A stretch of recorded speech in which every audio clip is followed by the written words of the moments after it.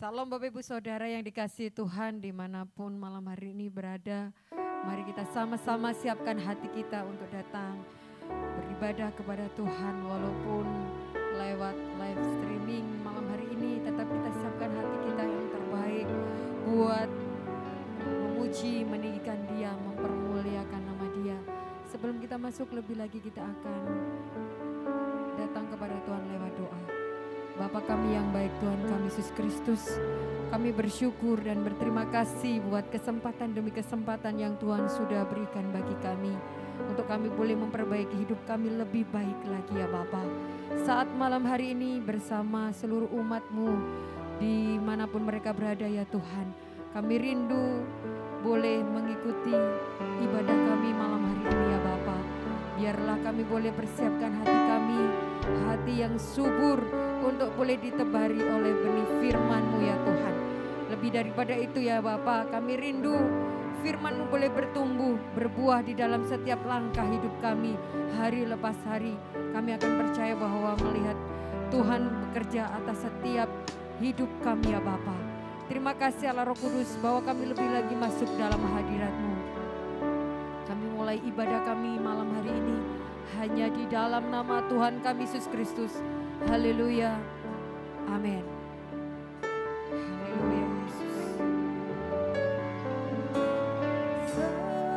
Semusim berlalu, namun Kau selalu peliharaku.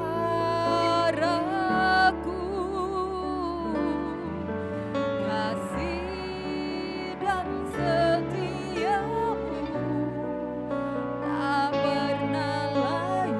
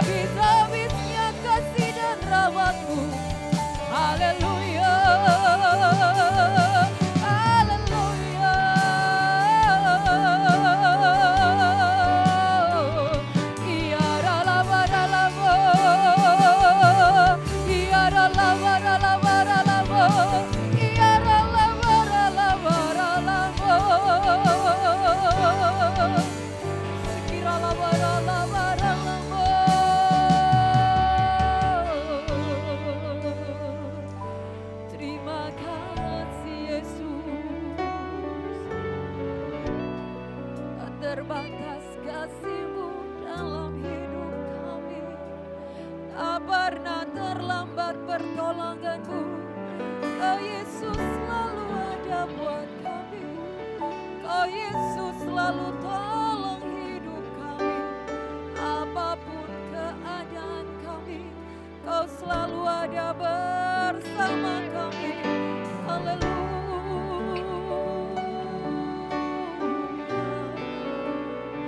Kami bersyukur kepadamu, kami menyembah-Mu, kami meninggikan Engkau Yesus,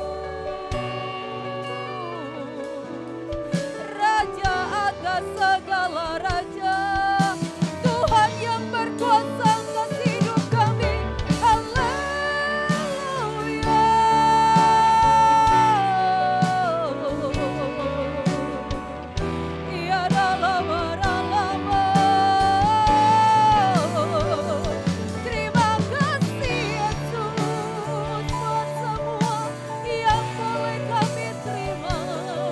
Terima kasih ya Bapa.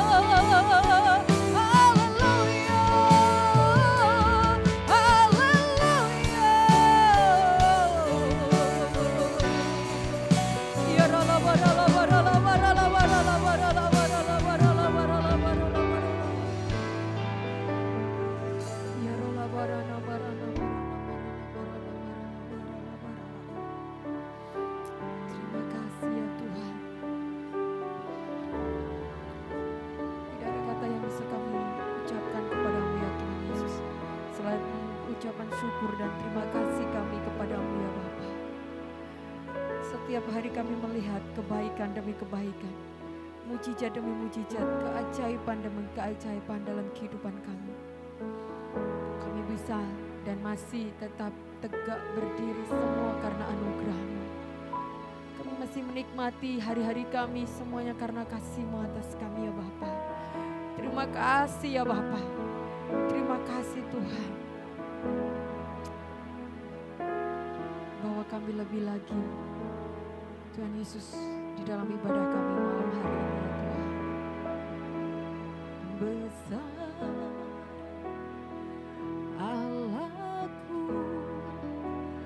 nyanyikan besar Allahku, selamanya besar dan ajaib Yesusku.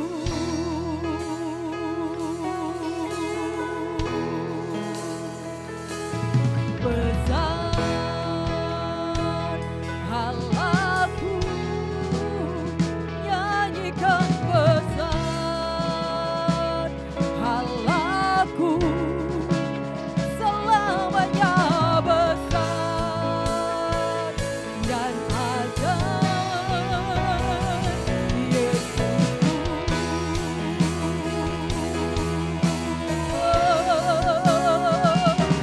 Besar Allahku, nyanyikan besar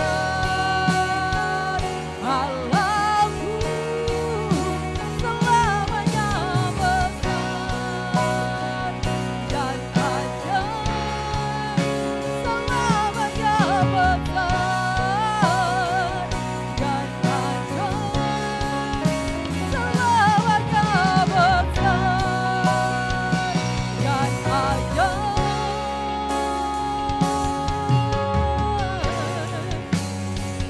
Yesusku.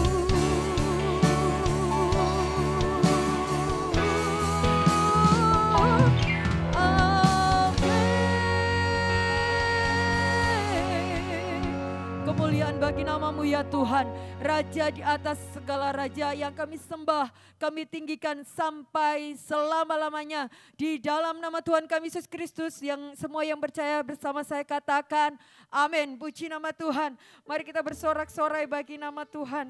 Tinggikan Dia, agungkan Dia. Haleluya. Oh Yesus yang luar biasa dalam hidup kami ya Tuhan.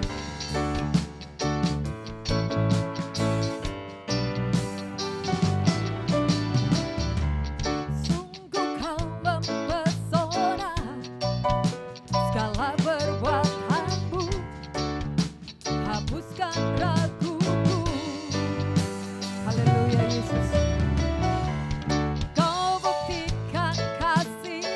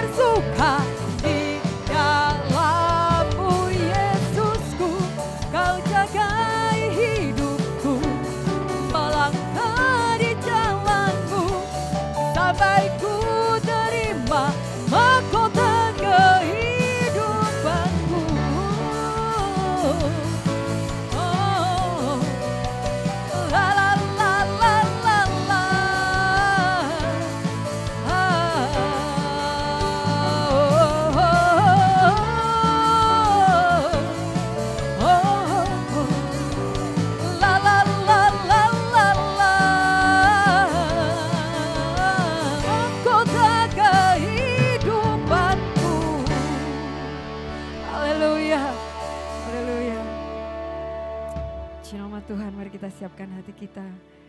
Kita sama-sama akan menyaksikan, mendengarkan firman Tuhan boleh ditaburkan malam hari ini.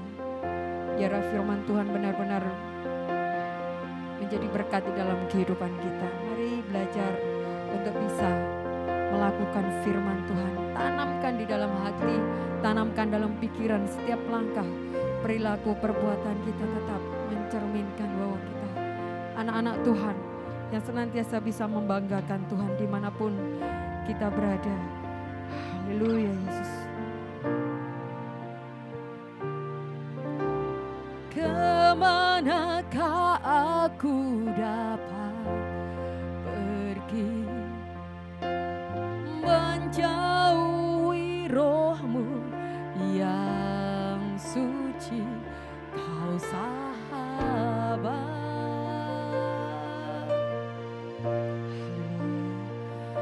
Dan Kau dekat.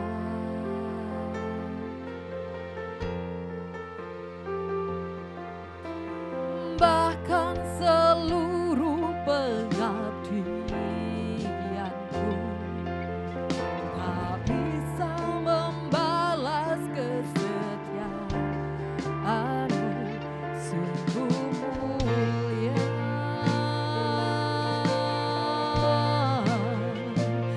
dan berharga. Sungguh besar pengorbanan-Mu bagiku, terlalu dalam untuk dimengerti. Sungguh besar,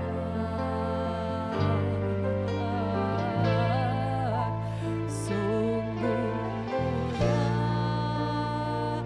yang Kau pikirkan tentangku, tak terselami bagiku. Sungguh indah.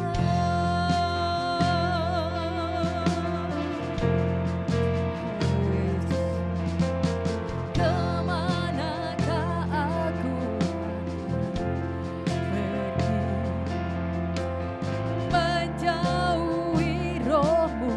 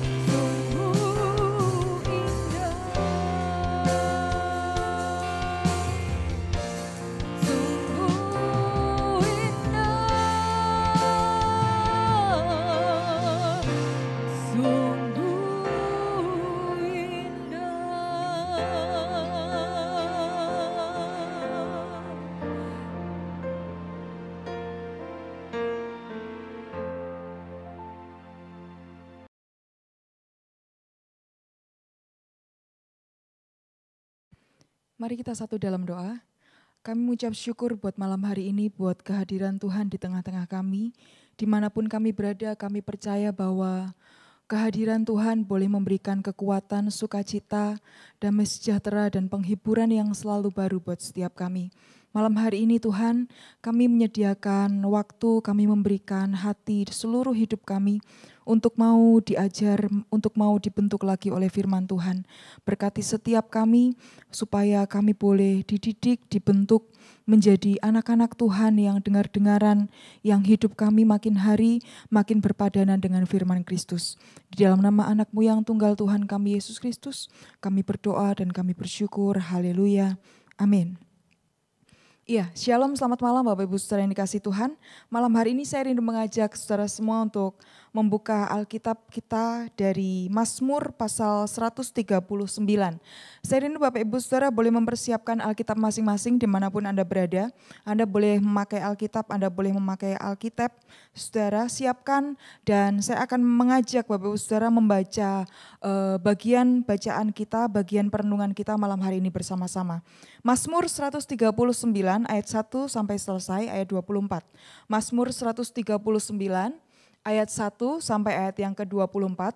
Kalau Bapak Ibu Saudara sudah dapat, kita akan membaca 24 ayat ini bersama-sama. 1, 2, 3. Untuk pemimpin biduan, Mazmur Daud. Tuhan, Engkau menyelidiki dan mengenal aku. Engkau mengetahui kalau aku duduk atau berdiri. Engkau mengerti pikiranku dari jauh. Engkau memeriksa aku kalau aku berjalan dan berbaring, segala jalanku Kau maklumi. Sebab sebelum lidahku mengeluarkan perkataan, sesungguhnya semuanya telah Kau ketahui ya Tuhan. Dari belakang dan dari depan Kau mengurung aku, dan Engkau menaruh tangan-Mu ke atasku.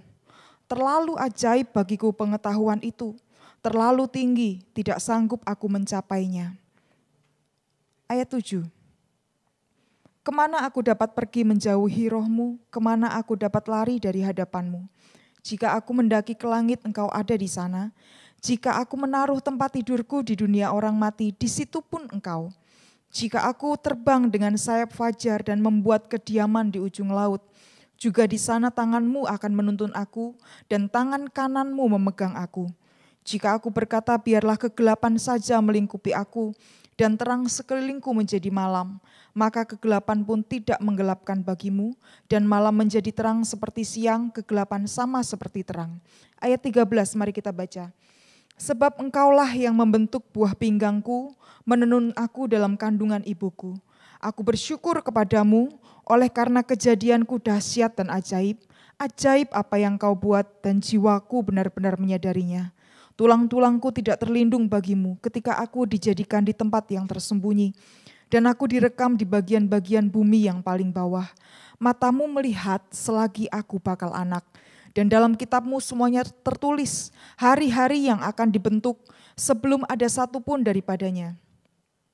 Dan bagiku, betapa sulitnya pikiran-Mu ya Allah, betapa besar jumlahnya.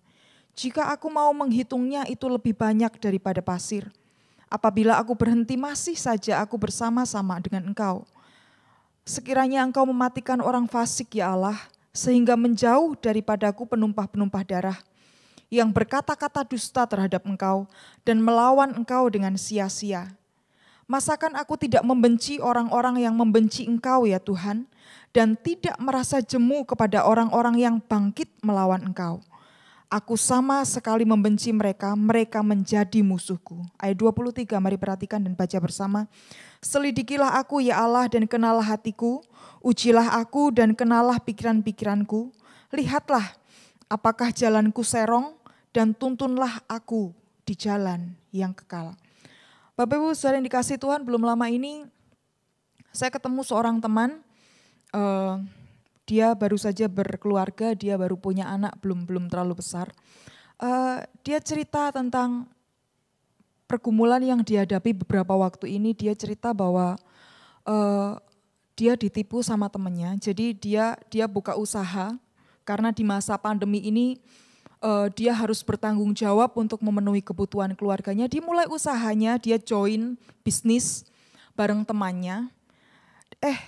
Ternyata dia ditipu sama temannya, uangnya dibawa pergi gitu ya. Dan dia merasa kok seperti ini. Dia cerita masalah yang pertama, dia ditipu, dia ditinggalkan sama rekannya. Lalu dia cerita sama saya bahwa belum lama ini dia pergi ke dokter karena dia rasa ada sesuatu yang tidak beres di salah satu bagian tubuhnya. Dan dokter vonis dia kanker stadium terakhir. Dia pikir anaknya masih kecil, Bapak Saudara, istrinya tidak kerja, cuma dia yang kerja. Waktu itu dia cerita sama saya, usaha ditipu sama temennya, kemudian dia dapat vonis yang seperti itu, sakit penyakit. Kemudian dia berkata bahwa kalau begitu sebentar lagi yang dia hadapi adalah kematian.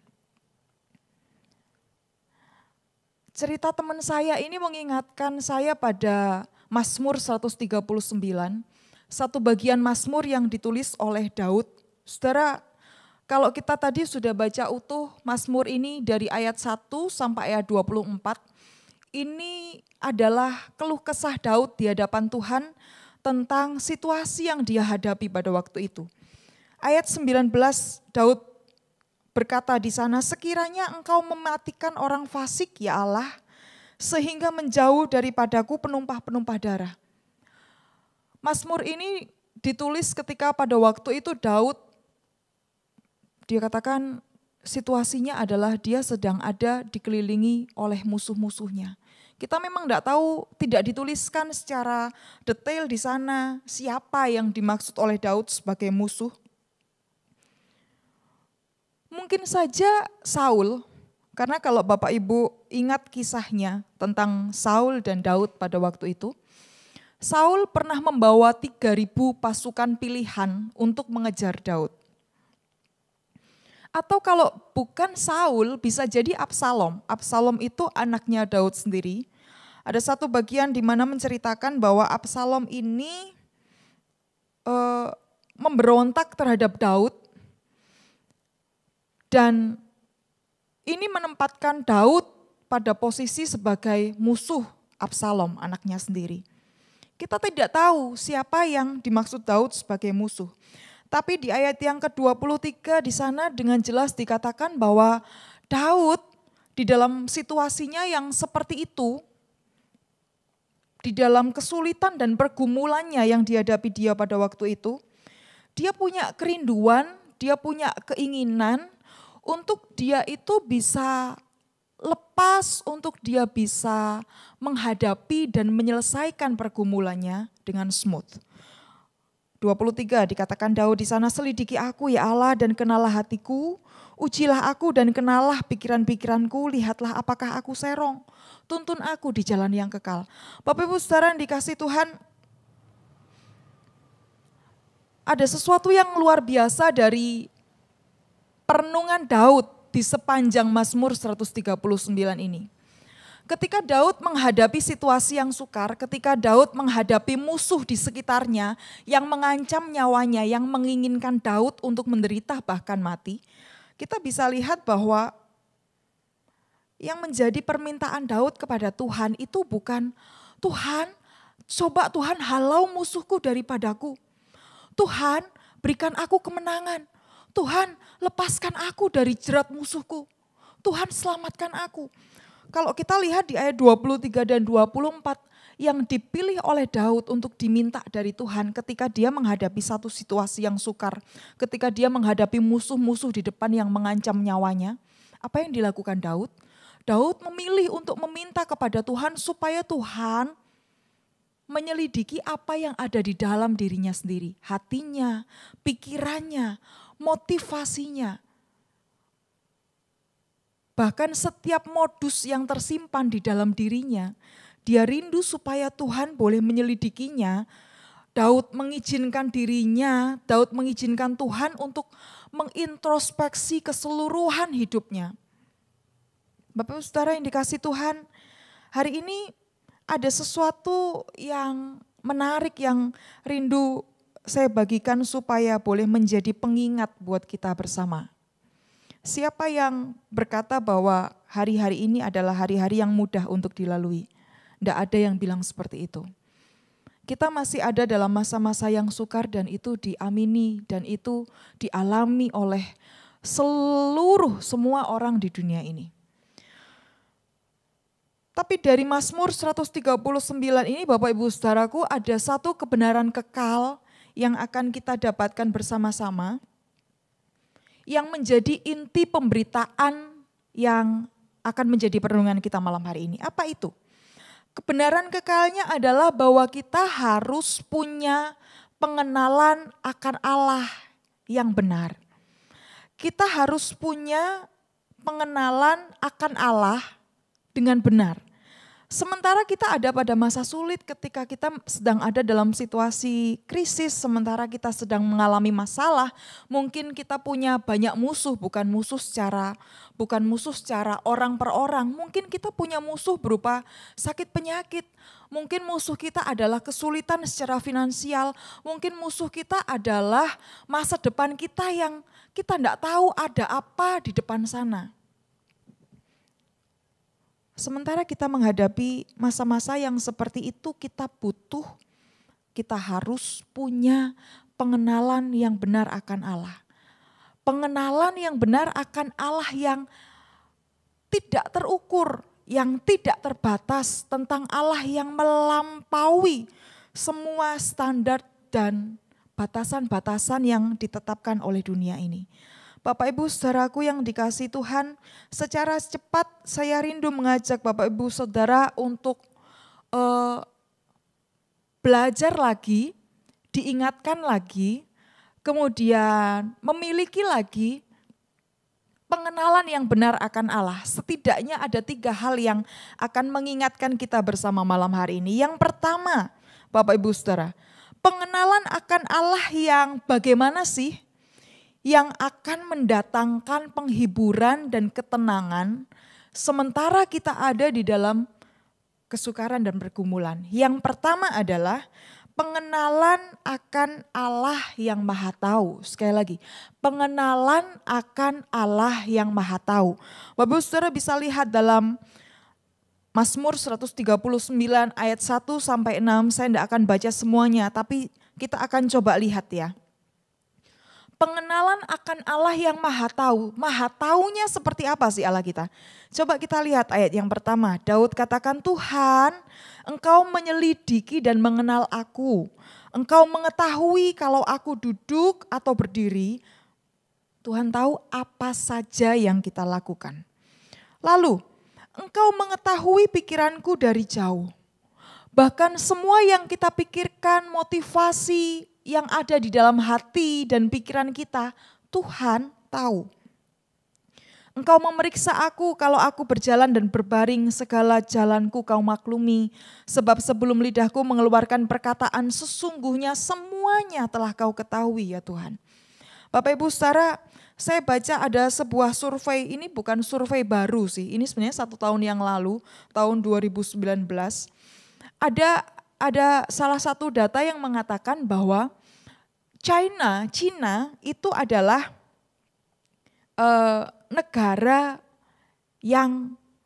negara pengguna CCTV terbanyak di seluruh dunia ini. Jadi dia melampaui Inggris dan Amerika, Bapak Ibu Saudara, tahun 2019, bukan 2020, 2019. China adalah pemakai CCTV terbanyak di seluruh dunia ini. Jadi dia pakai CCTV ini untuk membatasi ruang gerak masyarakatnya, sehingga apapun yang dilakukan oleh rakyatnya, masyarakatnya, itu akan terpantau oleh kamera-kamera mereka. Nah, saudara yang dikasihi Tuhan, saya tidak punya maksud untuk menyamakan Allah kita yang Maha Tahu itu dengan kecanggihan kamera-kamera sekarang yang sampai jerawat pun kelihatan gitu kan, enggak. Allah kita jauh lebih canggih dong. Tapi saya rindu mengajak Bapak Ibu Saudara melihat seperti ini loh.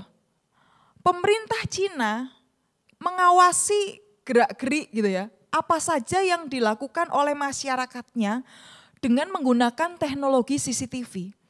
Sehingga kalau misalnya ada satu kejadian kriminal yang terjadi di satu sudut kota mereka, itu akan cepat terdeteksi, itu akan cepat diketahui siapa, bagaimana modusnya lewat teknologi itu. Bagaimana dengan Allah kita?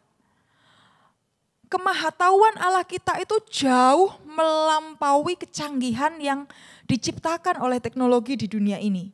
Bapak Ibu Saudaraku, Allah kita adalah Allah yang Maha Tahu.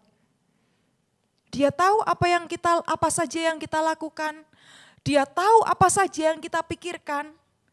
Bahkan dia tahu segala sesuatu yang belum terjadi. Itu yang disebut dengan proginosko, Bapak Ibu Saudaraku. Jadi misalnya sebelum saya lahir, Tuhan itu sudah tahu bahwa akan ada seorang manusia berjenis kelamin perempuan akan lahir di tahun ini, di bulan ini, di hari dan tanggal ini, di dalam keluarga ini. Dan yang lebih hebatnya lagi, dia sebelum saya lahir, dia sudah mengenal nama saya secara pribadi. Sampai di sini bisa nangkep Bapak Ibu Saudaraku.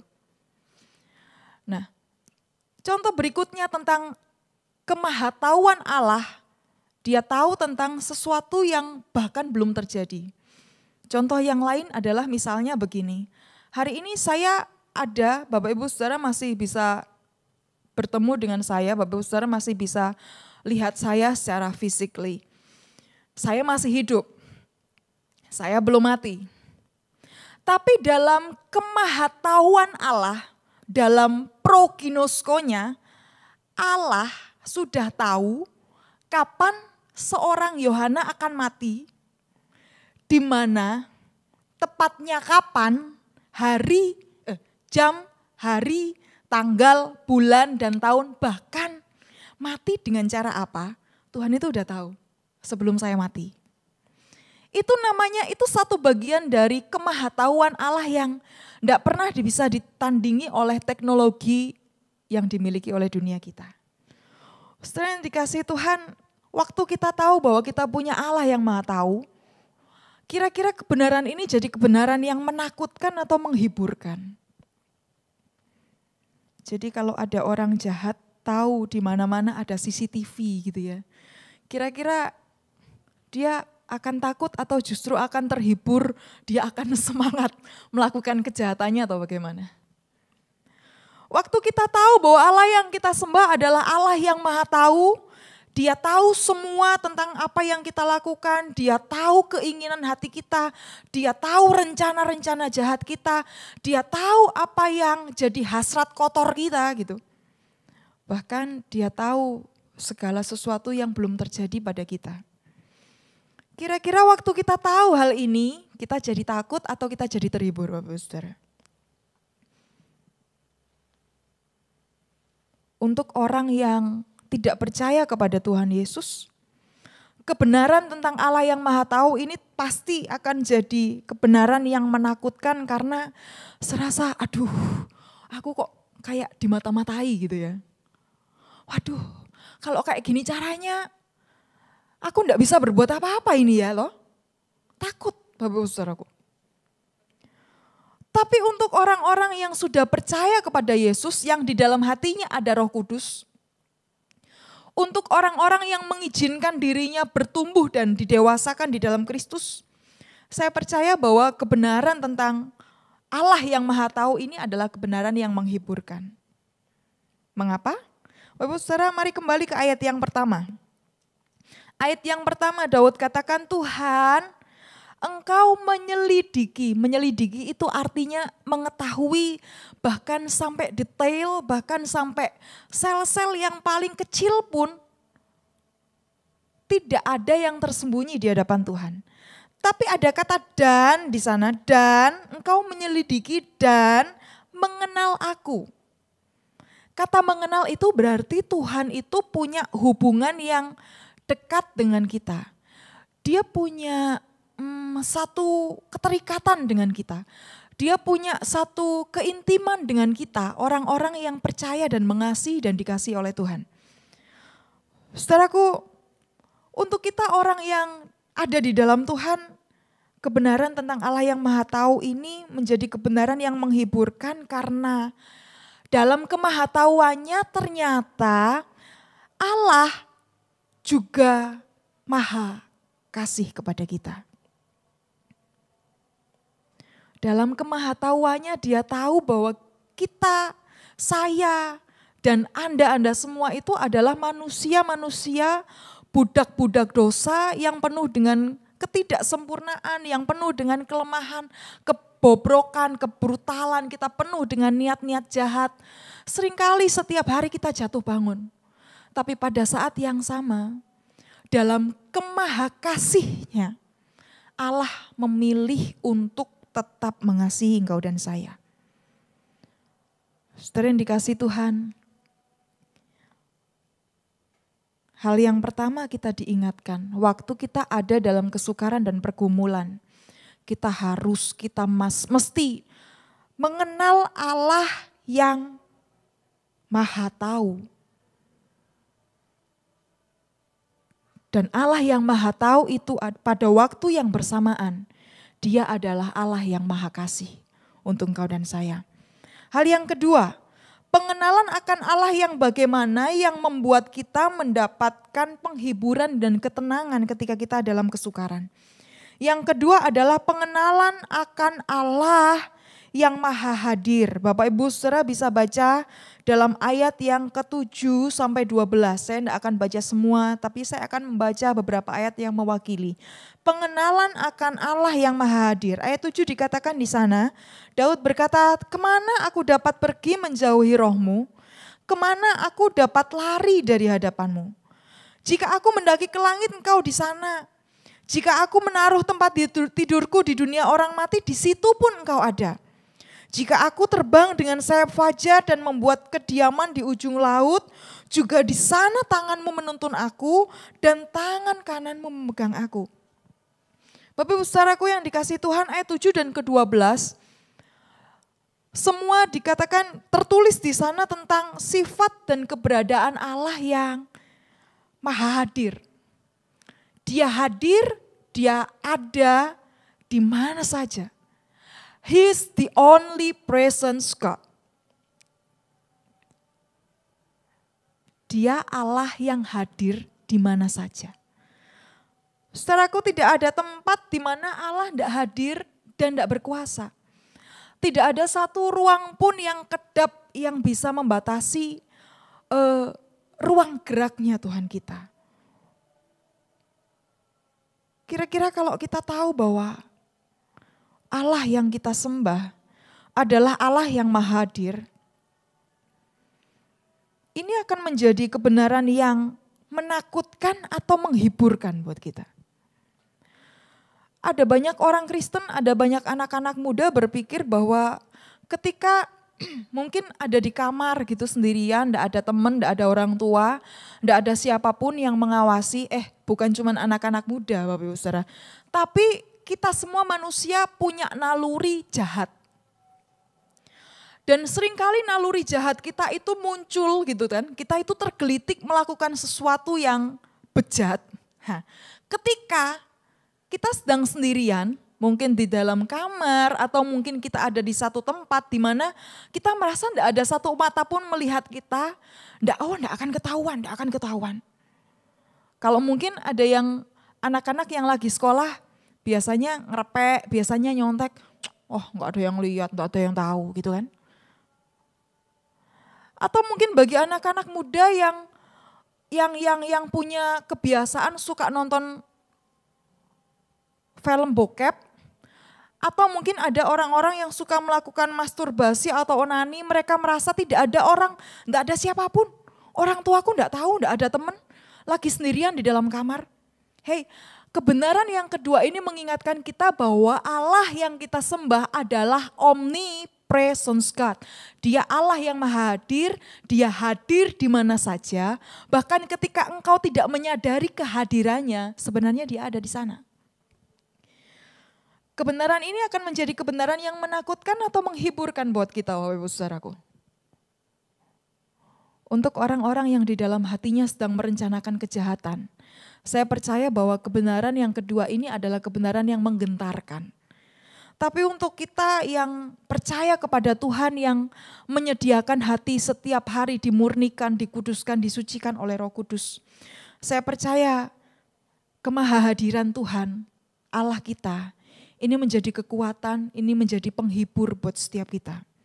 Matius 1 ayat 23, di sana dikatakan bahwa Maria akan memiliki anak, dia akan melahirkan seorang anak, dan anak itu akan disebut Immanuel, yang artinya Allah beserta dengan kita. Matius 28 ayatnya yang ke-20 dikatakan bahwa Aku Tuhan akan menyertai engkau senantiasa sampai akhir zaman. Bapak Ibu saudara dikasih Tuhan, kemahahadiran Tuhan itu seharusnya menjadi kekuatan, seharusnya menjadi penguat, penghibur buat kita ketika kita ada dalam kesukaran dan pergumulan. Why? Kenapa? Karena ketika kita tahu Allah hadir, ketika kita tahu bahwa di mana kita berada, di sana pun Allah berada, maka kita sedang meyakini penyertaan Tuhan. Ada amin Bapak Ibu saudaraku. Saya percaya bahwa pengenalan ketika Daud tahu bahwa Allah yang dia sembah adalah Allah yang maha hadir. Alasan itu pun yang membuat dia memiliki kepercayaan diri yang besar, termasuk ketika seorang Daud yang masih kecil itu, yang masih imut dan lucu itu, dia maju, dia tampil ke pertempuran, dia menghadapi seorang raksasa yang bernama Goliat. Dia menghadapi, dia maju dengan percaya diri yang tinggi walaupun dengan senjata dan pakaian yang seadanya, Bapak Ibu Saudara. Kenapa dia yakin? Kenapa dia begitu percaya diri? Kenapa dia begitu beriman bahwa dia pasti bisa hadapi Goliat? Saya yakin karena dia punya pengenalan yang kedua. Dia tahu bahwa Allah yang disembah adalah Allah yang maha hadir. Termasuk ketika dia harus berdiri sebagai seorang yang masih kecil. Tidak ada tandingannya, tidak ada apa-apanya kalau dibandingkan Goliat.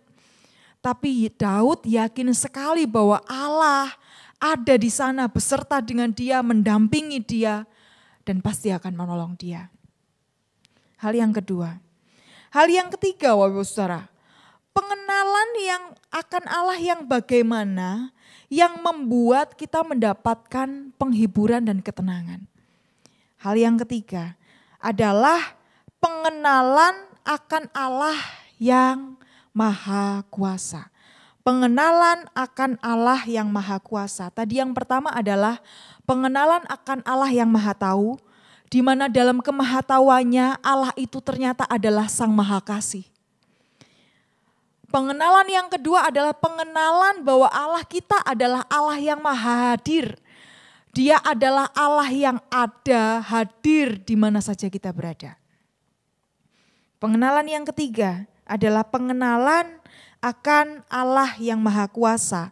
Bapak Ibu Saudara bisa baca sendiri di rumah ayat 13 sampai ayatnya yang ke-18. Saya akan membaca beberapa, setidaknya ada 9 kata kerja yang mewakili kemahakuasaan Allah kita. Perhatikan baik-baik, Allah membentuk buah pinggang, menenun kita dalam kandungan ibu kita. Lalu apalagi? Menjadikan kita di tempat yang tersembunyi, merekam di bagian-bagian bumi yang paling bawah. Oh, itu hanya sebagian saja.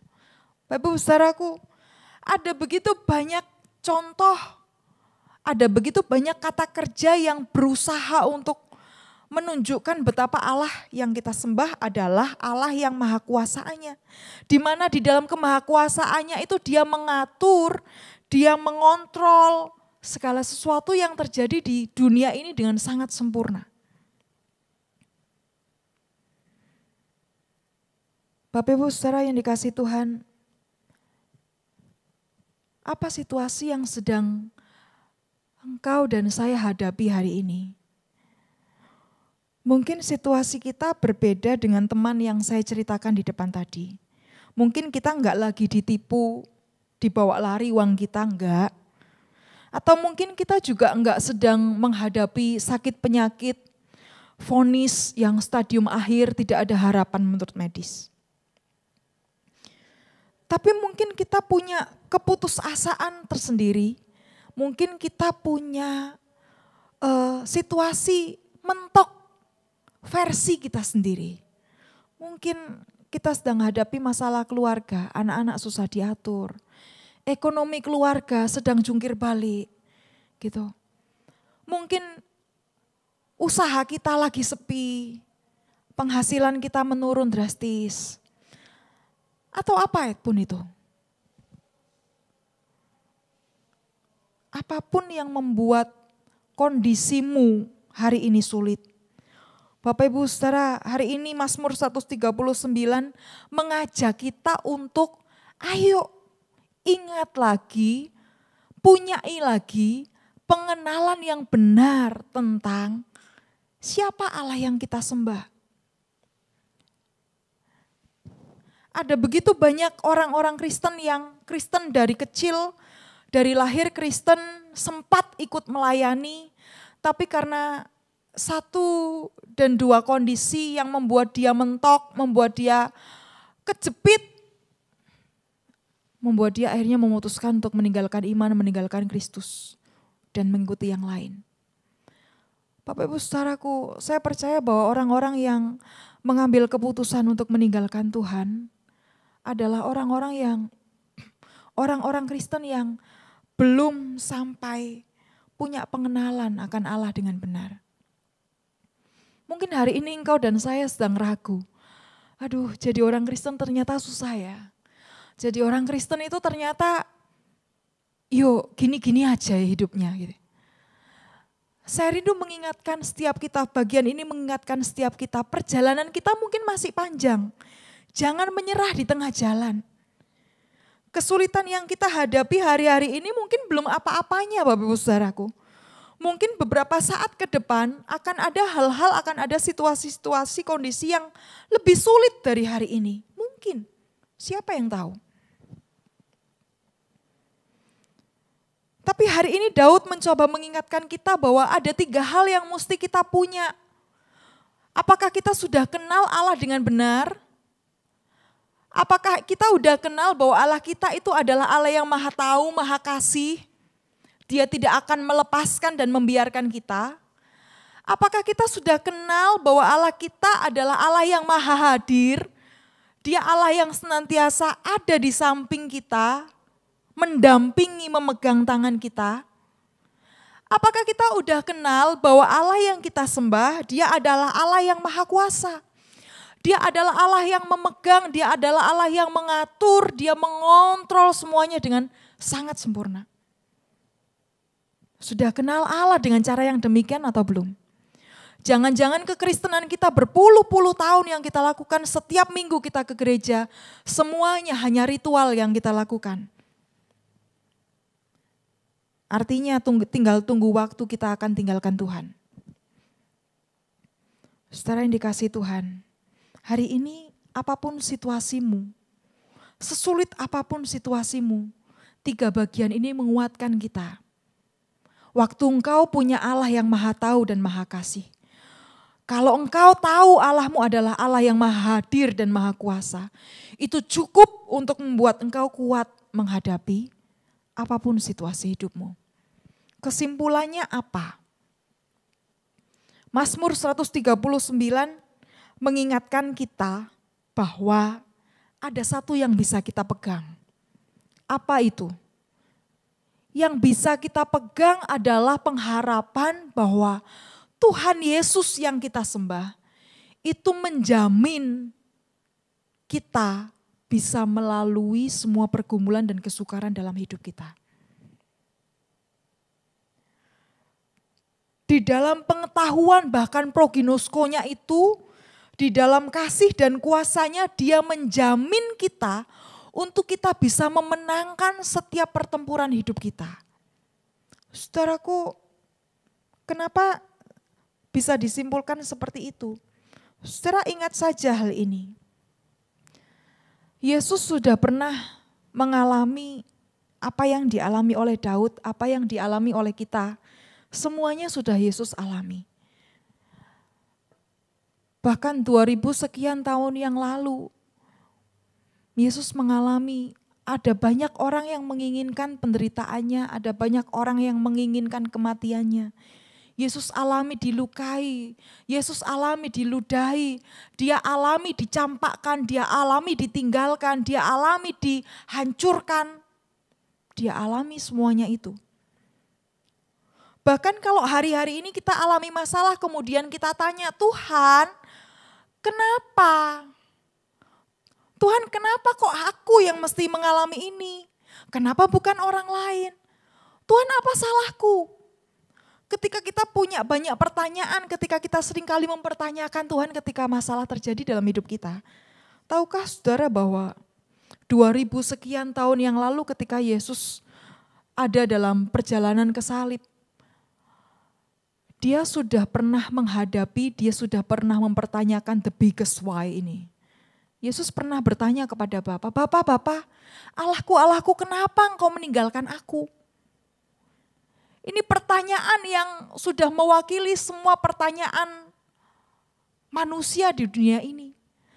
Sudah pernah dipertanyakan oleh Yesus kepada Bapa. Dan Yesus sudah melaluinya. Dia sudah memenangkan pertandingan itu. Yesus sudah memenangkan pertempuran itu. Itu sebabnya kenapa kesimpulannya adalah Yesus jaminan kita satu-satunya. Dia menjamin bahwa untuk masalah yang kita hadapi senyampang kita masih hidup di dunia ini, kita pasti bisa menghadapinya.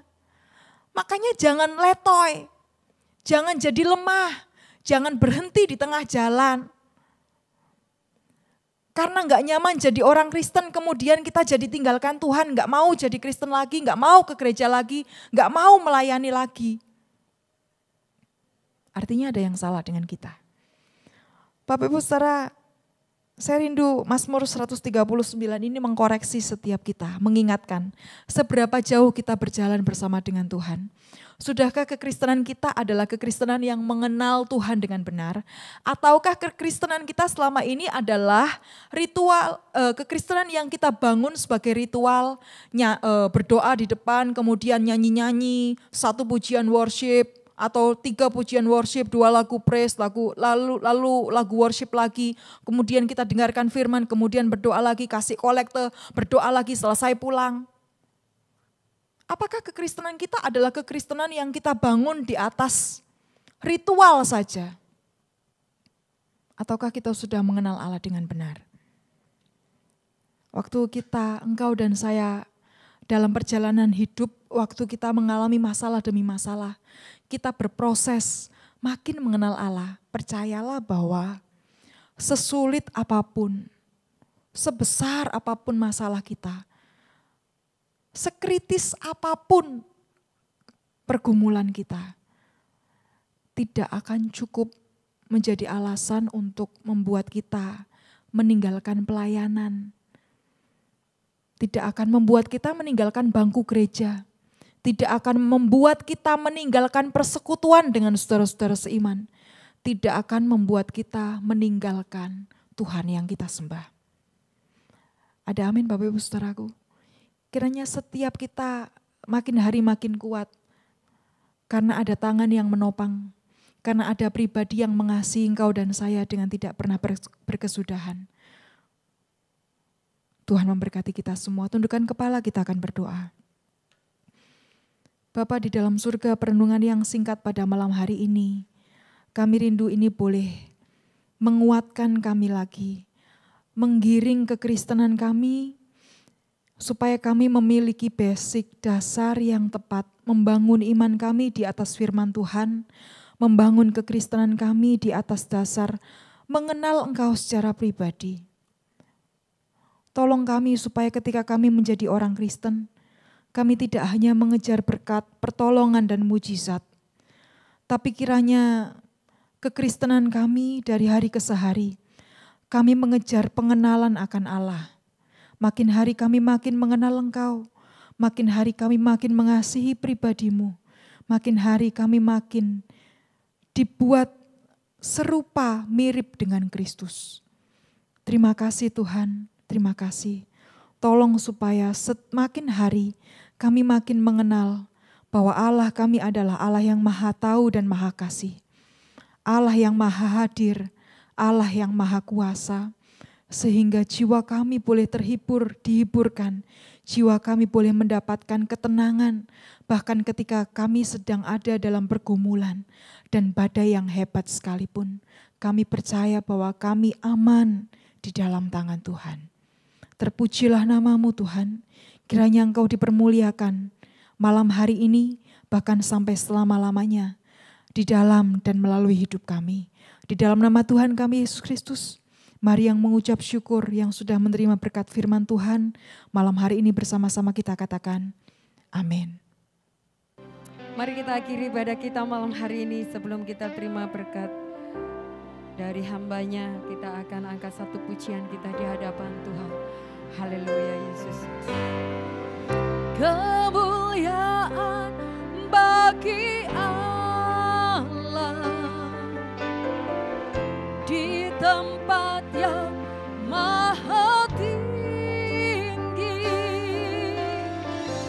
Kemuliaan bagi Yesus, Tuhan yang memerintah atas segalanya, Raja segala raja. Kemuliaan bagi Allah di tempat yang maha tinggi.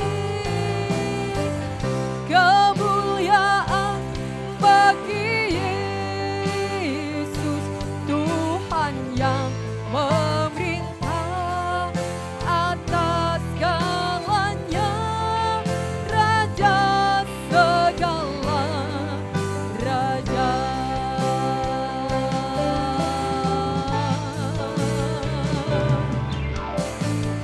Kemuliaan bagi Allah di tempat yang maha tinggi. Kemuliaan bagi Yesus, Tuhan yang memerintah atas segalanya, Raja segala raja. Tuhan yang memerintah atas segalanya, Raja segala raja. Tuhan yang memerintah atas segalanya, sekarang dan selamanya. Yesus Raja atas segala raja. Haleluya. Amin.